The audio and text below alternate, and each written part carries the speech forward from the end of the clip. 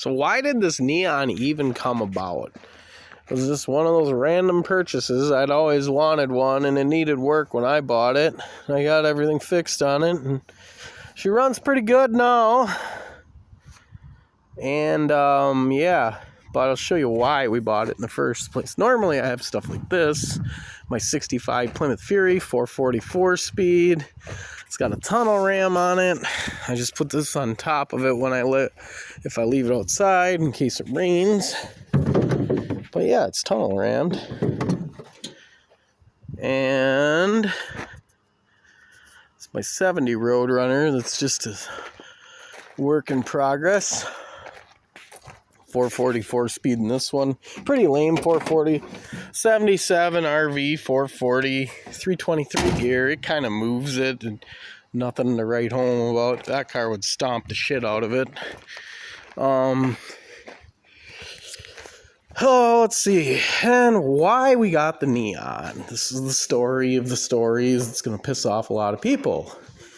This car right here. 68 Charger on a 74 Monte Carlo race car chassis. And the idea is we're going to put the neon srt4 motor in here. And yeah. We'll put a Liberty bell housing on it. Probably run some kind of adapter plate off that. And maybe a 833 overdrive. Maybe a T5 out of a Mustang or something like that if I can get a hold of one for a reasonable price. I don't know. We're just going to do something different. And I mean, I've had a 440 with a 4-speed in this before mocked up. I notched out these motor mounts, Chevy 350 motor mounts, and then you can use 68 Charger. I had another 68 Charger, and I used the motor mounts up that 68 on that 440, and I got them to go right in, use the C-body oil pan.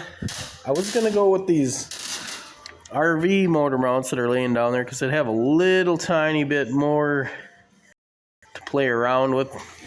I remember what I was doing on this thing. And actually with the B-body 833, the way it's set up, the shifter comes right up through the hole where it's supposed to. And yeah, the whole idea was to try and make a street legal stock car out of this thing. Maybe it'll happen. Maybe it won't. I don't know.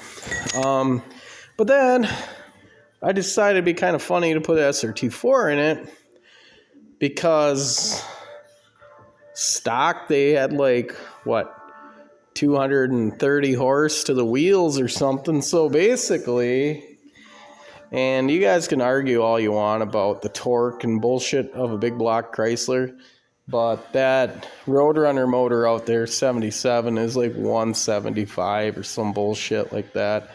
And I don't think this car weighs that much. So I think the turbo neon motor would move it just fine. And if not, oh well, I wasted a bunch of time and money. It's just something I like to do stuff like this. And a buddy of mine built that front end. And I just got to finish welding it up. And we're going to build a wing for it too. But yeah, so this is, I might stick a 440 in it again because I was debating on going racing this winter, 8th mile ice racing in Merrill, Wisconsin with it. And I was thinking about sticking, I have one other 440 that runs here. That's just a lame RV one as well. And I was thinking about sticking that in there, whatever gears are in that GM 10 bolt. And just let her eat and see what happens. Blow the 10 bolt out, then we'll put something else in it. But it won't be a Chrysler rear end, I can tell you that. Probably a